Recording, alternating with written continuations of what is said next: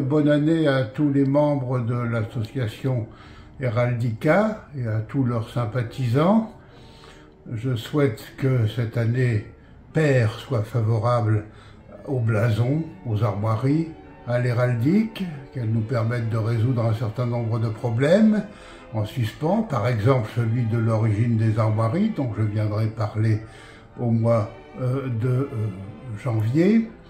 et puis d'autres questions qui sont encore en suspens, par exemple l'étymologie du terme gueule ou le changement de sens du mot sinople au XIVe siècle, problème sur lesquels je réfléchis depuis un demi-siècle sans trouver de solution. Donc bonne année à tous, et j'en profite pour transmettre la parole à l'un des auteurs du magnifique et récent Nouvel armorial du Perche qui vient de paraître. Quelle folie, ces milliers d'heures à compulser les pages empoussiérées des armoriaux, à rechercher une date, à vérifier un nom, une seigneurie, une alliance, un mariage, la couleur d'une épée, d'un lion ou d'une couronne. Que de moments de jubilation face aux découvertes inattendues qui nous ont reliés au passé de manière unique, tout à la fois en nous plongeant au cœur de l'histoire du Perche, des familles, des emblèmes qui ont façonné son héritage en transcendant les époques et les frontières. Mais comme le souligne Michel Pastoureau, auteur de l'avant-propos de l'armorial, souffrant et qui n'a pu être des nôtres aujourd'hui, cette monumentale entreprise n'aurait pu aboutir sans l'aide précieuse de dizaines d'enquêteurs et de contacts qui nous ont aidés à reconstituer et à mettre au jour cet immense réseau héraldique. Et la moisson s'est révélée extrêmement riche. En dépit des lois révolutionnaires faisant obligation de détruire les armoiries, nous avons recensé plus de 3000 familles et photographié plus de 1500 blasons comme autant de pépites. Car l'usage du blason est tel qu'il constitue, pour la période allant du XIIe siècle jusqu'à nos jours, un véritable sésame pour la compréhension de l'histoire en général et plus particulièrement de celle riche et complexe de la province du Perche.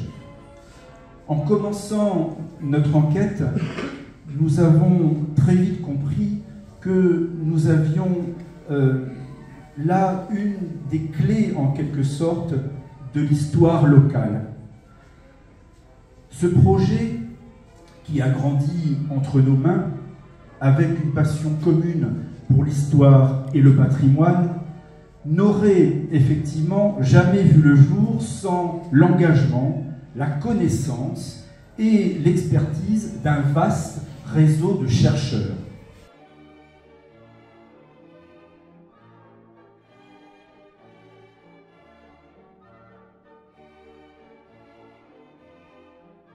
Bonjour à toutes et bonjour à tous. Le cours d'héraldique s'est déplacé dans le Perche, au manoir de Courvoyer, pour participer au lancement d'un grand ouvrage qui fait suite à d'autres départements ou d'autres régions. Et c'est un grand plaisir que de pouvoir saluer un des auteurs, M. Denis Guillemin. Il s'agit du nouvel armorial du Perche qui va nous présenter rapidement dans le nombre de pages, les illustrations et tout le travail qui a été réalisé pour sa naissance. Effectivement, il s'agit d'un ouvrage inédit, à la fois par son volume et l'ensemble du nombre de familles et de blasons qu'il recense, puisque nous avons répertorié du XIIe siècle jusqu'à nos jours environ 2000 voire 3000 familles ayant laissé leur témoignage à travers des blasons, à travers des armoiries, aux vitraux des églises, sur le plat des livres, sur les tacs de cheminée chers à Philippe Palazzi, mais également sur les couverts, sur les différents fanions des confréries dans les églises. Et grâce au travail de Philippe Sigeret, de Christian Léger et de votre serviteur, nous avons 15 ans durant recensé à travers les manuscrits, également les armoriaux anciens existants sur la province du Perche, et bien l'ensemble de cette énorme somme de connaissances qui s'accompagne d'un lexique, d'une première partie, d'une histoire des blasons, une histoire du Perche à travers les blasons, un dictionnaire des familles, et puis une dernière partie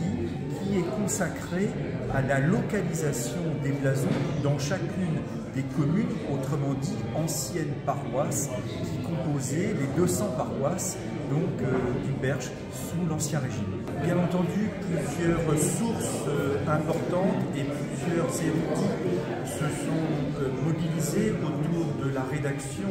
de cet ouvrage, à commencer par l'ouvrage de référence de Philippe Palazzi